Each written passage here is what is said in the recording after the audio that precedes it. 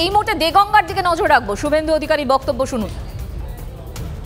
Poster ভিতর ঢুকিয়ে মমতা ব্যানার্জির হাঁড়ি চিহ্ন লাগিয়ে আপনাদেরকে দেওয়া হচ্ছে যেটা মুখে দেওয়ার অযোগ্য।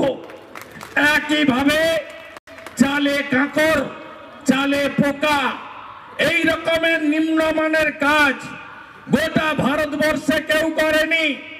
আমাদের অনেক বিরোধী রাজনৈতিক দল আছে, তাদের সঙ্গে রাজ্যে রাজ্যে সংঘর্ষ আছে, কিন্তু এইভাবে সাধারণ মানুষের চাল আর গম এইভাবে ভেজাল মিশিয়ে তাদেরকে পোকাযুক্ত খাদ্য খাওয়ানোর ব্যবস্থা কোথাও হয়নি, যেটা পশ্চিমবঙ্গে হচ্ছে।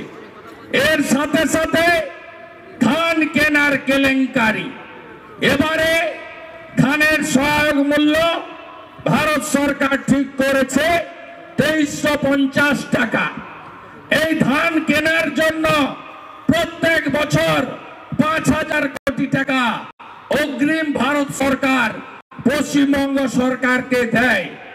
এই ধান কেনার পদ্ধতি হলো চেকে পেমেন্ট, আরটিজিএস করে, এনএফটিএস করে পেমেন্ট, কিষাণ মান্ডি, মার্কেটিং সমবায় সমিতিতে ধান এনে দেওয়া হবে। কয়েক বছর ধরে দেখছেন ধন্দা কাটার নামে 8 কেজি 10 কেজি করে কৃষকের ধান কেটে নেওয়া হয়।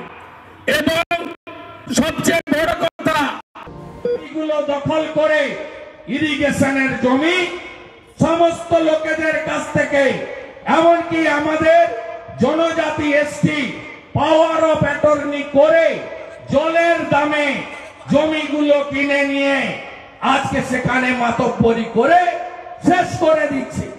আমার সংখ্যালঘু ভাইরা কতজন এসছেন একটু দাঁড়াবেন, দাঁড়াবেন।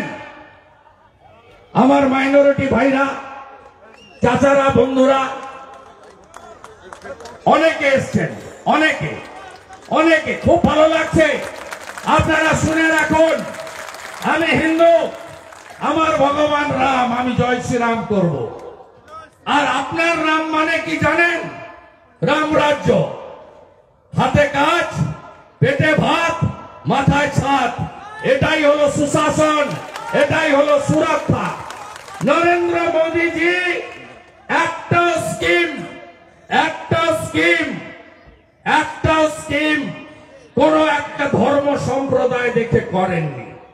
নরেন্দ্র মোদীজির 63টা জনপ্রিয় স্কিম, উজালা গ্যাস, ইজ্জত ঘর শৌচালয়, পিএম কিষাণ সম্মান নিধি, প্রধানমন্ত্রী আবাস যোজনা, জল জীবন মিশন, हर घर नल से जल, अन्न सुरक्षा योजना, प्रधानमंत्री कौशल विकास योजना, लगातार एकटार पर एकटा स्कीम, प्रधानमंत्री फसल बीमा योजना, आयुष्मान भारत एकटा स्कीम शुधु हिंदुदेर जन्य करेছেন।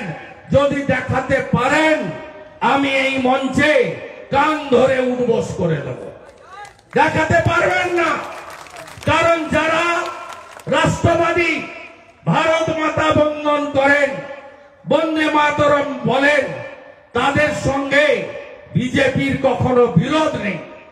এই কংগ্রেস, এই তার বন্ধু এখন মমতা, এরা ভোটের আগে বলেছিল, 5টা রাজ্যের ভোটের আগে, যে জাতিগত সেন্সাস গণনা করতে হবে, জনগণনা।